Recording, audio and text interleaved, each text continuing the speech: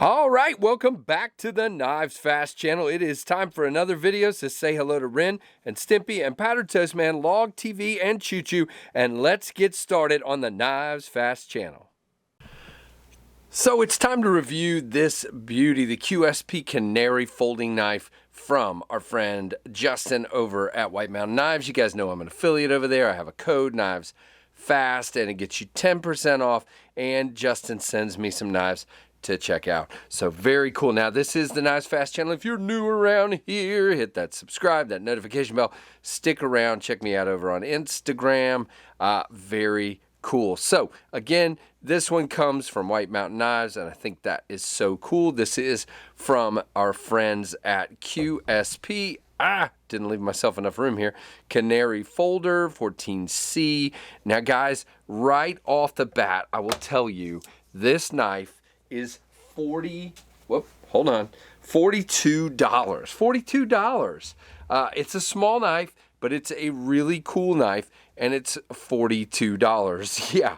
So we'll do a review and some comparisons, and we'll have some fun with this one, and then we'll move you on your way. Now this is based loosely, or not loosely, based on their Canary fixed blade. Now the Canary fixed blade was smaller than this, and it's kind of based on a neck knife kind of thing, and it had these speed holes all the way through. Now on a folder, the speed holes are a little bit different, and we'll kind of talk about that here in a moment. Now if it were like a button lock or something, they could be all the way through, but with the liners, I don't know.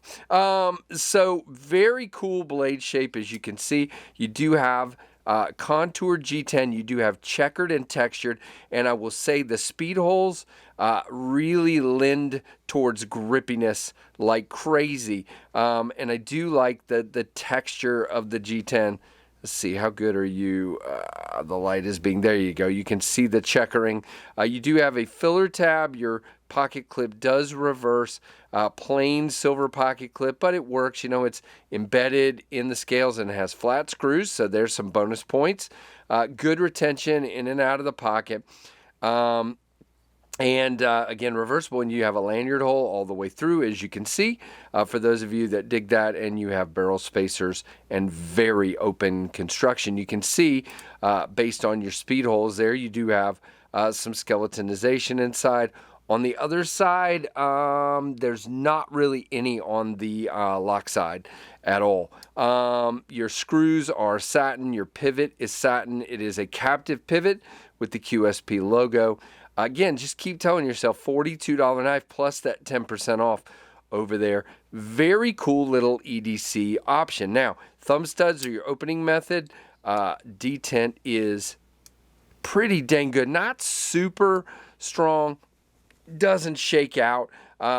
Pops out like crazy. Now, I love this blade shape. So you've got kind of a drop point, spear point kind of thing going on here. You got a swedge.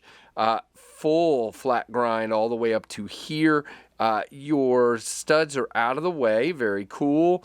You could say it's a little there, but not really to me. You do have a good sharpening relief, sharpening choil. You have good access to your lock bar. And guys, I don't care for the jimping on the lock bar. I just think it acts like, teeth on you. But let's just say, I can get to it very easily, and the lock bar moves okay. After a few times of doing it, you see I do end up with the zipper effect on my thumb. So if you're a fidgety person, you should just bear that in mind. I mean, it's not a big deal. Now, there's kind of my biggest issue with this knife. You just saw it there if you were paying attention. So you can see the action there is great, and it drops to my thumb, but there's this spot, and I don't understand exactly. I think I know. What's happening is it's right where it hits the detent ball on the lock bar.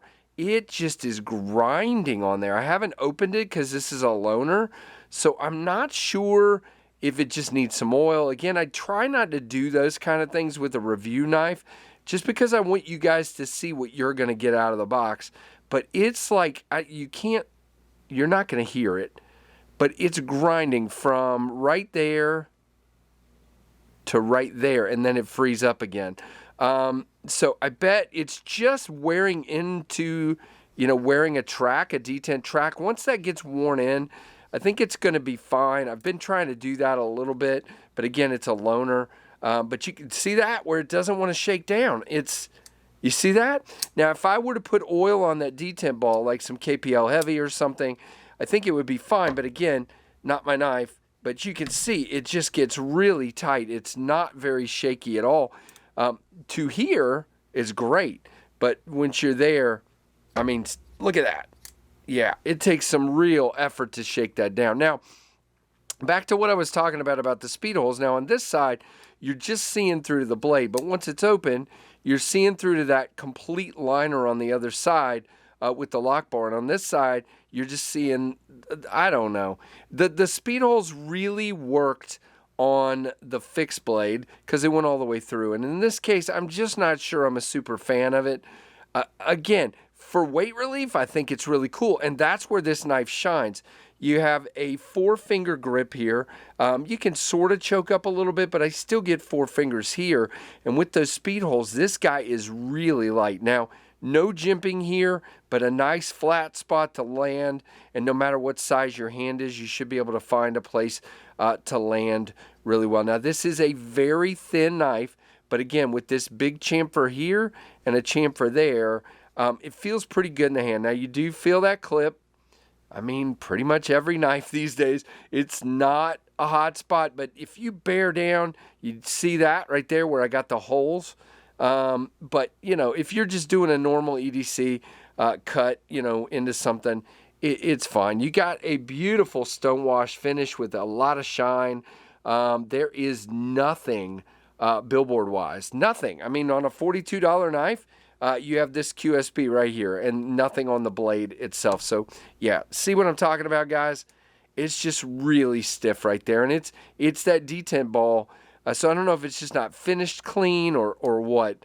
But it's worth pointing out. But again, for $42, I don't think I would let that stop me if I really wanted one of these. Now, there are a million, not quite, colors of these on White Mountain knives. We'll go over that in just a minute, but of course I had to get the blue. Now, cut-wise, yes. I mean, this guy is a cutter. Now, it is 14C. I love 14C for edge retention. I love it for sharpening. It is a great steel, and you can see there, this guy, I mean, look how clean that cut is, guys. And we can pierce as well. Very nice. I mean, it's got that piercing tip. For those of you, lots of you let me know often, you don't buy a knife unless it's got a tip, and there you go. So, really cool. So, what do you guys think of this one? Well, I'm not done yet. I haven't even given the specs yet, but let's do our comparisons, and then we will do our specs and wrap this up. So, you can see the Ontario Rat 1 is way bigger.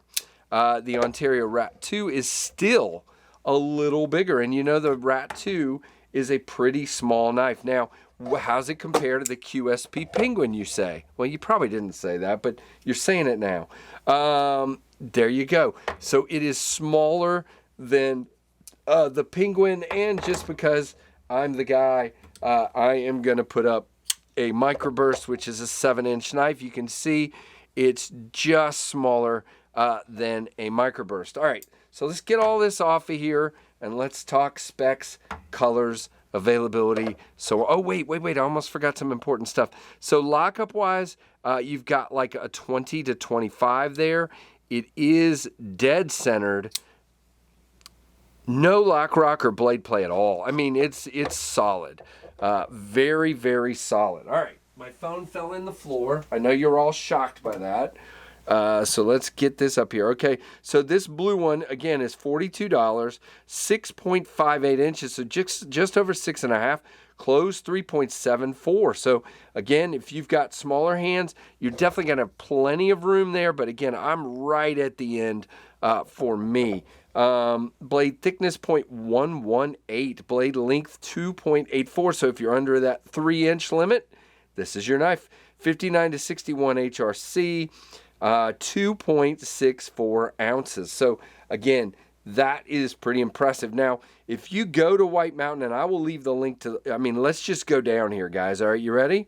Here's what we've got, and these are all $42. Holy moly. Okay, so you've got a green G10 with a black blade. You've got orange with stonewash, purple with stonewash, lime green with stonewash. You've got OD green with black. You've got pink with stonewash.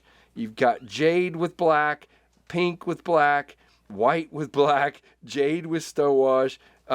Yeah, you got to go look, guys. There are, I mean, literally, I'm still scrolling. Black on black, black and stonewash, blue and black, orange and black. I mean, there's everything known to man, and they all seem to be in stock, right? Well, no, I take that back. They are not all in stock. There are a couple that are not, but most of them, like blue and black, is out of stock, and orange and black is out of stock. Most of the rest are in. So definitely go check this guy out over at White Mountain. Again, this has gone a little longer, but, you know, definitely having some fun. So check it out, White Mountain. Use code KnivesFAST. Definitely give me a thumbs up. Comment down below. And, guys, I hope you enjoyed this one. Let me know. Like, comment, subscribe, notification bell, and thanks for watching the KnivesFAST channel.